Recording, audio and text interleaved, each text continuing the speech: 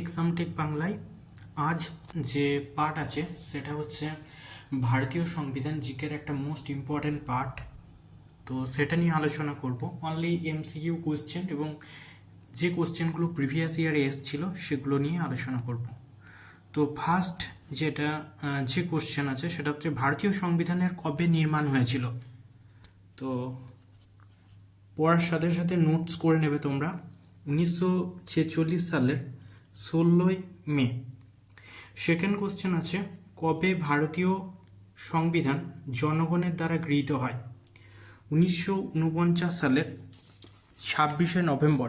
এর সাথে তোমরা একটা ছোট্ট নোটস করে নেবে, সেটা হচ্ছে যে কবে কার্যকর হয়, ভারতীয় সংবিধান কবে কার্যকর হয়, সেটা হচ্ছে 1950 সালের 26শে জানুয়ারি। তো এটা পাশে নোটস করে নেবে তোমরা, যে সেটা হচ্ছে 1950 সালের 26শে জানুয়ারি। ওকে,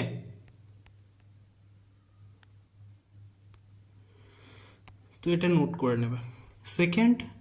থার্ড কোশ্চেন হচ্ছে ভারতীয় সংবিধানের কতগুলো মোট তপশিল, কতগুলো অধ্যায় এবং আছে। তো মোট 395টি ধারা আছে, যেটা আর্টিকেলস বলা হয়। তোমাদের এর সাথে সাথে ইংলিশটাও জরুরি, তার কারণ কেবলমাত্র তোমরা ওয়েস্ট বেঙ্গলের এক্সাম দেবে না, অনেকে এসএসসি বা অন্যান্য সেন্ট্রালের এক্সামগুলোও দেবে। তো তার জন্য 395টি ধারা বা 395টি আর্টিকেলস, 8টা তপশিল এবং 22টা আছে পার্টস বা অধ্যায়। তো পরবর্তীকালে আরও সংযোজন হবার ফলে মোট হয় 448টি ধারা, 12টা তপশিল ও 24টি অধ্যায়। ঠিক আছে,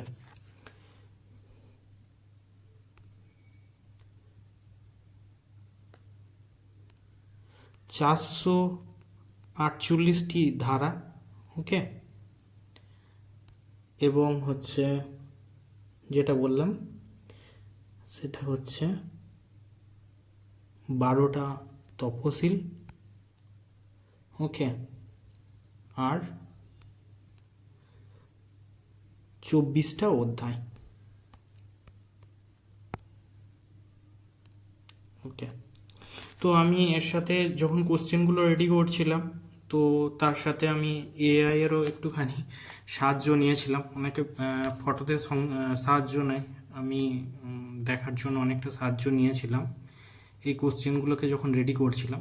তো এটা তোমরা টেলিগ্রাম চ্যানেলে আমার পেয়ে যাবে। তো 4 নম্বর কোশ্চেন হচ্ছে যে গণপরিষদের প্রথম অধিবেশন কবে অনুষ্ঠিত হয়। সেটা হচ্ছে 1950 সালের, এখানে লেখাটা একটু ভুল হয়েছে। ঠিক আছে, এখানে হবে 1946 সালের 9 ডিসেম্বর হবে। ওকে, এটা হবে 1946 সালের 9 ডিসেম্বর। এটা নয়, সরি, হ্যাঁ এটা নয়, 1946 সালের 9 ডিসেম্বর। ওকে, তো এর সাথে আরেকটা কোশ্চেন সংযোজন হয়ে যায়, সেটা হচ্ছে গণপরিষদের প্রথম অধিবেশন কোথায় অনুষ্ঠিত হয়েছিল বা কোথায় সংগঠিত হয়েছিল। তো তোমরা এটা নোট করে নেবে, সেটা হচ্ছে দিল্লি।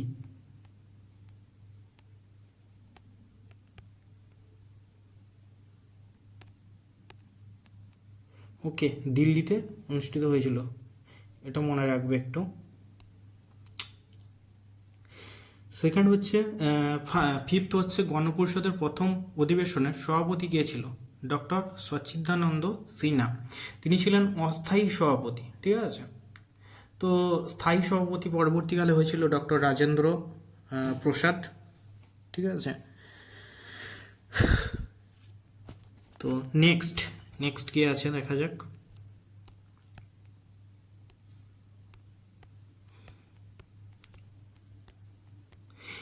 খুব ইম্পর্টেন্ট, ওয়েস্ট বেঙ্গলে যে এক্সামগুলো হয় সেগুলোর ক্ষেত্রে অন্তত এটা খুব ইম্পর্টেন্ট।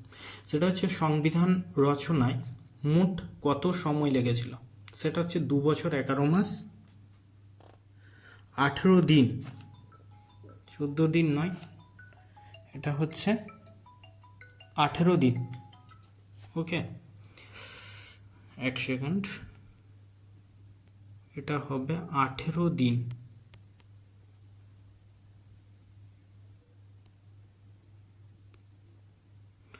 গণপরিষদের সদস্য সংখ্যা কত ছিল? গণপরিষদের সদস্য সংখ্যা ছিল 389 জন। ওকে, এটা কি হয়ে গেছে একটা, যাই হোক, এটা নয়, 389 জন। পিডিএফটা আসলে তৈরি করার সময় ভুল হয়েছে। 389 জন হচ্ছে গণপরিষদের সদস্য সংখ্যা ছিল। সংবিধান রচনার জন্য গণপরিষদ কয়টি কমিটি গঠন করেছিল? মোট 13টা। খুব ইম্পর্ট্যান্ট, মাঝে মাঝে এই কোশ্চেনটা কিন্তু আসে। সেটা হচ্ছে 13টা কমিটি গঠন করেছিল। এবারে 13টা কমিটির মধ্যে অনেকগুলো কমিটি ছিল, সব কমিটিগুলো আসে না, তো একটা দুটো মনে রাখলেই হয়। যেমন খসড়া কমিটির সভাপতি ছিল, সেটা হচ্ছে ডক্টর বি.আর. আম্বেদকর, এটা আসে, এটা ইম্পর্ট্যান্ট আছে। এছাড়া হচ্ছে যে মৌলিক অধিকার, যে ফান্ডামেন্টাল রাইটস আছে, সেই বিষয়ের কে ছিল সভাপতি? ফান্ডামেন্টাল রাইটস বা মৌলিক যে অধিকার ছিল আমাদের, সেটার ক্ষেত্রে কে ছিল সেটা একটু মনে রেখে দেবে, সর্দার বল্লভভাই প্যাটেল। ঠিক আছে, ফান্ডামেন্টাল রাইটস বা মৌলিক অধিকারের ক্ষেত্রে কে ছিল? সর্দার বল্লভ ভাই প্যাটেল। ওকে, এটা মনে রেখে দেবে। আর খসড়া কমিটির সভাপতি ছিল ডক্টর বি.আর. আম্বেদকর। আর হচ্ছে তাহলে মৌলিক অধিকার সংক্রান্ত উপদেষ্টা কমিটির কে সভাপতি ছিল? সেটা হচ্ছে ডক্টর বল্লভভাই প্যাটেল। মনে রাখবে দুটো জিনিস। আর একটা মনে রাখতে পারো, সেটা হচ্ছে ইউনিয়নের ক্ষমতা যে আছে সেটার, সেই বিষয়ে কে সভাপতি ছিল? সেটা হচ্ছে জওয়াহরলাল নেহরু। এটা খুব একটা বেশি এগুলো আসে না, তো এটা নিয়ে মনে রাখতে হবে না। এইটাই ইম্পর্টেন্ট। সংবিধান রচনার জন্য কয়টা কমিটি গঠন হয়েছিল? 13টা। ওকে, নেক্সট দেখা যাক। এবারে আছে যে আমাদের সংবিধানের যে বিভিন্ন পার্টস আছে, পার্টস অফ কনস্টিটিউশন, এবং কোন কোন দেশ থেকে সংবিধান যে অংশগুলো আছে সেগুলো গ্রহণ করা হয়েছিল। এটা খুব ইম্পর্টেন্ট, মানে প্রায়ই আসে। তো এটা তোমাদের ইংরেজিতে, প্লাস আমি বাংলার সাথে সাথে ইংরেজিতেও বলে দিচ্ছি। ঠিক আছে, তো দেখো, ইংল্যান্ড থেকে কি কি নেওয়া হয়েছিল অংশ? তো ইংল্যান্ড থেকে নেওয়া হয়েছিল একক নাগরিকত্ব।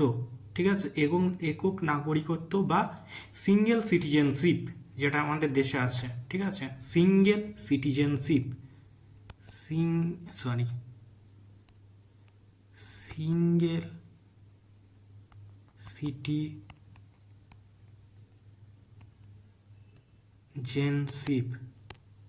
Single citizenship.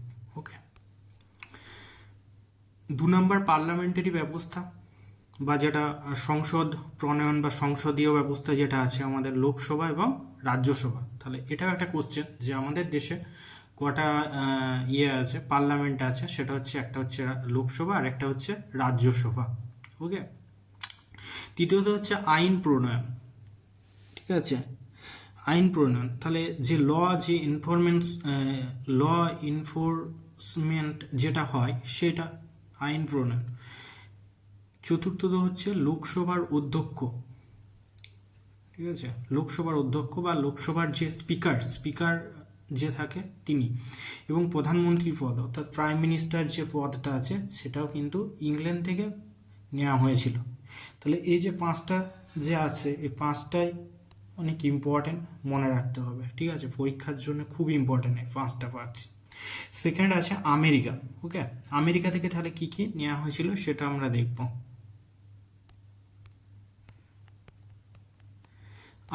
আমেরিকা থেকে কি কি নেওয়া হয়েছিল? আমেরিকা থেকে নেওয়া হয়েছে, এক হচ্ছে মৌলিক অধিকার, বা যেটা আমি এর আগে লিখলাম ফান্ডামেন্টাল রাইটস। ঠিক আছে,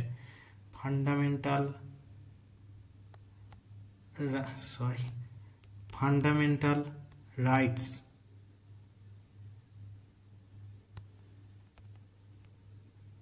ফান্ডামেন্টাল রাইটস। দুই হচ্ছে প্রস্তাবনা, তাহলে প্রস্তাব পাস হয়, ঠিক আছে। কি কি প্রস্তাব পাস হয়, যেমন আমাদের রাষ্ট্রপতির ক্ষেত্রে বিভিন্ন প্রস্তাবনা হয়, ঠিক আছে। তো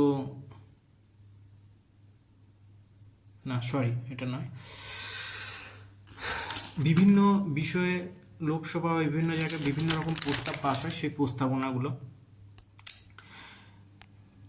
নেক্সট আছে সুপ্রিম কোর্ট এবং হাইকোর্টের যে বিচারপতি, ঠিক আছে, তাদের অপসারণ কিভাবে হয় সেই পদ্ধতিটা, অর্থাৎ সুপ্রিম কোর্ট এবং হাইকোর্টের যে জাজ আছে যে সমস্ত, তাদের ইমপিচমেন্ট যে প্রসেস সেটা, ঠিক আছে।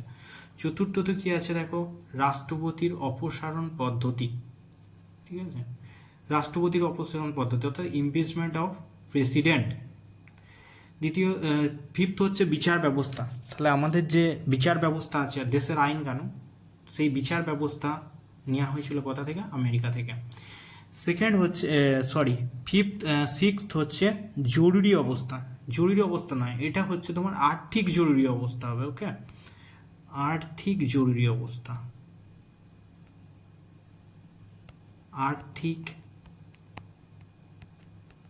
জরুরি অবস্থা, আর্থিক জরুরি অবস্থা, বা যেটাকে বলা হচ্ছে তোমার ইকোনমিক্যাল এমার্জেন্সি, বা ফাইন্যান্সিয়াল এমার্জেন্সি, ইকোনমিক্যাল নয়, ফাইন্যান্সিয়াল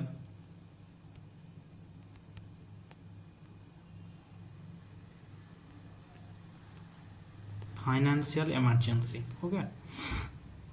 তাহলে এই যে ছটা আছে, এই ছটা কিন্তু প্রচুর ইম্পর্টেন্ট, ঠিক আছে, এই ছটাই প্রচুর ইম্পর্টেন্ট। বিশেষ করে এই ফাইন্যান্সিয়াল জরুরি অবস্থা এটাই ইম্পর্টেন্ট আছে, মৌলিক অধিকার এটাই ইম্পর্টেন্ট আছে, ঠিক আছে, আর এই ইমপিচমেন্ট অফ প্রেসিডেন্ট বা রাষ্ট্রপতির অপসারণ পদ্ধতি, এই তিনটে জিনিস প্রচুর ইম্পর্টেন্ট, কারণ পরীক্ষায় বারবার আসে, ওকে। তো নেক্সট হচ্ছে রাশিয়া, তাহলে 3 নাম্বার আছে রাশিয়া। রাশিয়া থেকে কি নেওয়া হয়েছে না, রাশিয়া থেকে ফান্ডামেন্টাল ডিউটিস বা মৌলিক কর্তব্য, এটাও ইম্পর্টেন্ট খুব, ঠিক আছে, ফান্ডামেন্টাল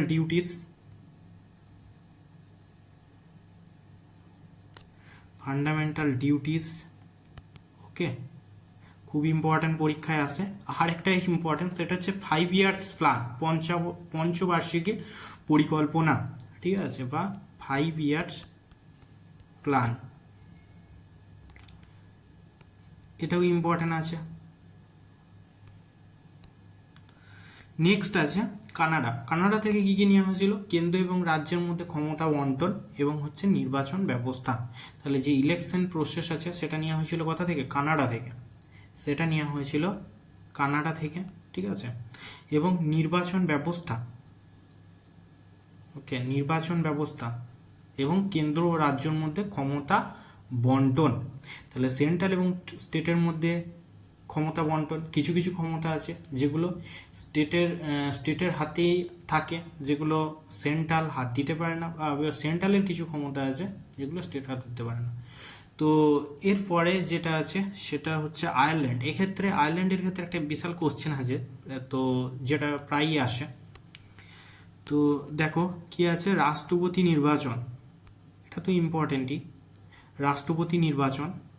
রাষ্ট্রপতির দ্বারা রাজ্যসভার সদস্য মনোনয়ন, ঠিক আছে, কতজন সদস্য চুজ করতে পারে, পছন্দ করতে পারে রাষ্ট্রপতি, কতজনকে মনোনয়ন করতে পারে এটাও মনে রাখবে। তো সেটা হচ্ছে 12 জনকে মনোনয়ন করতে পারে, ওকে, 12 জনকে মনোনয়ন করতে পারে।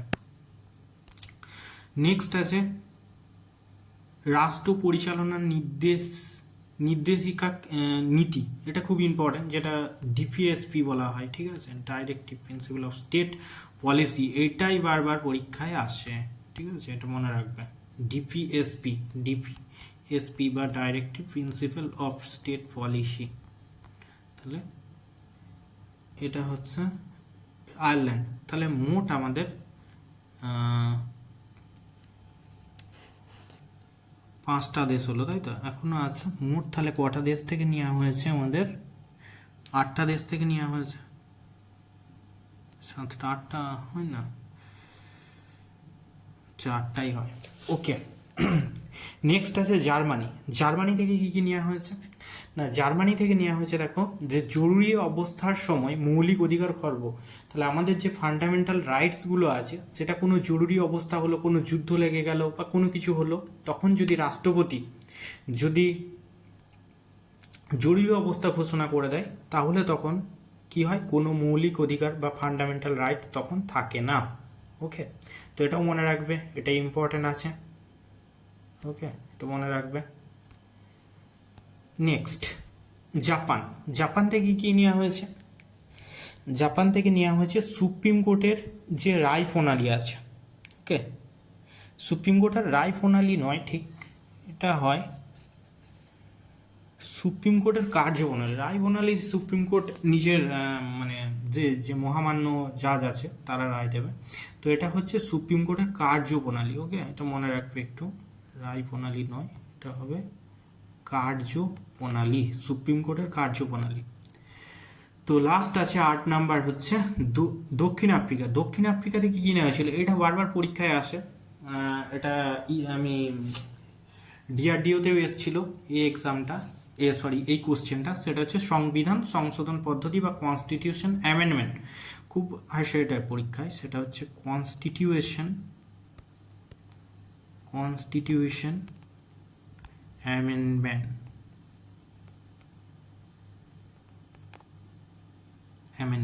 ওকে, তো এই ছিল আজকের কোশ্চেন এবং অ্যান্সার। যতগুলো আলোচনা করেছি প্রত্যেকটাই ইম্পর্টেন্ট পরীক্ষার ক্ষেত্রে। তো নেক্সট আমরা যে দেখলাম যে আর্টিকেলগুলো আছে আমাদের, ঠিক আছে, সেই আর্টিকেলগুলো নিয়ে আলোচনা হবে পরের পার্টসে। তো প্রত্যেককে আমার চ্যানেল দেখবে, তো ফলো করবে প্রত্যেকটা ভিডিও। তো আমি সমস্ত ক্লাস এই ইউটিউবের মাধ্যমে দেবো। এছাড়া আমার টেলিগ্রাম চ্যানেলের লিঙ্ক আছে, তো টেলিগ্রামে জয়েন করতে পারো, বা কোনো কোয়ারি থাকলে কমেন্ট করতে পারো। Thank you.